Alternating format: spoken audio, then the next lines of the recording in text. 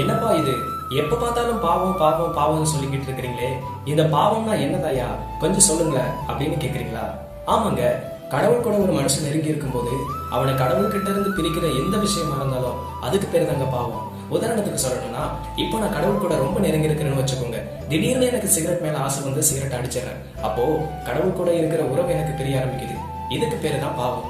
சரிப்பா, அதெல்லாம் ஓகேதான். பாவமே செய்யாம இந்த உலகத்துல எப்படியா வாழ முடியும்? மனுஷனா பிறந்துட்டா ஏதாச்சும் ஒரு பாவத்தை செஞ்சுதான் ஆகணும்.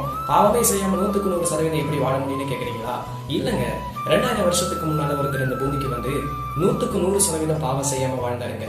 என்னிடத்தில் பாவம் உண்டு என்று உங்களில் யார் இன்னை குறை கூற முடியும்னு சொல்லி கெத்தா நின்னாருங்க. பாவம் நிறைஞ்ச இந்த உலகத்துல 100% பாவமே செய்யாம வாழ்ந்தவர் தான் ஆண்டவராக இயேசு கிறிஸ்து. அதெல்லாம் சரிதான்ப்பா, இயேசு கிறிஸ்து பாவம் செய்யாம வாழ்ந்தாரு. ஆனா நான் எப்படி பாவம் செய்யாம வாழ முடியும்னு கேக்குறீங்களா? கட்டாயமா வாழ முடியுங்க. பைபிள் சொல்லுது, தேவனால் பிறந்த எவனும் பாவம் செய்யான், அவருடைய வித்து அவனுக்குள் தரித்திருக்கிறது. என்னை விசுவாசிக்கிறவன் என்னை பார்க்கிலும் பெரிய காரியங்களை செய்வான் இயேசு கிறிஸ்து சொல்றாருங்க. இயேசு கிறிஸ்து இந்த பூமிக்கு வந்ததின் நோக்கமே பாவிகளை ரட்சிக்கணுங்கிறதுக்காக தாங்க. நீங்க செஞ்ச பாவத்துக்கு உங்களுக்கு மன்னிப்பும் கிடைக்கும். இனி பாவம் செய்யாம உங்களுக்கு பாவத்திலிருந்து விடுதலையும் கிடைக்குங்க.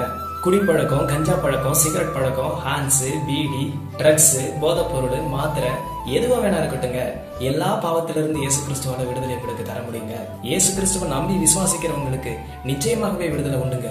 பாவத்தை செஞ்சு செஞ்சு எவ்வளவு நாள் குற்ற உணர்வோட உட்கார போறீங்க? எழுப்பி வாங்க, இயேசுவை தேடி வாங்க, நிச்சயமாவே உங்க பாவத்தை மன்னிப்பாருங்க. அப்புறம் என்னங்க, இன்னும் ஏன் வெயிட் பண்ணிட்டு இருக்கிறீங்க? சீக்கிரம் வாங்க, இயேசு உங்க பாவத்திலிருந்து விடுதலை தர காத்திருக்கிறார்.